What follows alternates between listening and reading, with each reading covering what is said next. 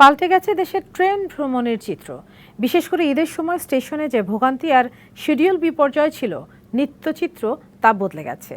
ঈদযাত্রার দ্বিতীয় দিনে ভোগান্তি ছাড়া কমলাপুর রেল স্টেশনে ছেড়ে যাচ্ছে ট্রেন। ভোগান্তিহীন ঈদযাত্রায় গন্তব্যে যেতে পেরে স্বস্তির কথা বলছেন সাধারণ যাত্রীরা।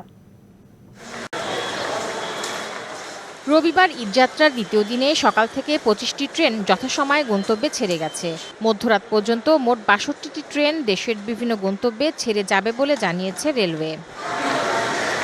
ঈদের ছুটি এখনও শুরু না হওয়ায় স্টেশনগুলোতে যাত্রীর চাপ অনেকটা কম। তবে আগামী 4, 5 ও 6 জুলাই বাড়তে পারে যাত্রীর চাপ। এদিকে সিলেটগামী জয়ন্তিকা এক্সপ্রেস ছেড়েছে প্রায় 1 ঘন্টা দেরিতে। এতে সামান্য ভোগান্তি হলেও অতীতের মতো ঘন্টার পর ঘন্টা অপেক্ষা করতে না হওয়ায় সন্তুষ্টির কথা বলছেন যাত্রীরা। নগদ পেমেন্টে 500 টাকা পর্যন্ত ক্যাশব্যাক আর লেনদেনে প্রতিদিন ডিপ ফ্রিজ এবং ঘন্টায় ঘন্টায় এসি টিভি সহ দারুণ সব গিফট। ঈদে বাইরে যাচ্ছি পরিবারকে নিয়ে। না কোনো অভিযোগ নেই, আল্লাহর রহমতে। মানুষের লোকের ভোগান্তি নাই, সবকিছু মিলে ভালোই। আমাদের কোনো ভোগান্তি নেই, আমার খুব ভালো লাগতেছে। আজ বাড়িতে যাচ্ছি। ঈদ যাত্রাকে ঘিরে স্টেশনে বাড়ানো হয়েছে নিরাপত্তা ব্যবস্থা। রেলওয়ে বলছে ঈদ যাত্রাকে নির্বিঘ্ন করতে সব ধরনের ব্যবস্থা নেওয়া হয়েছে।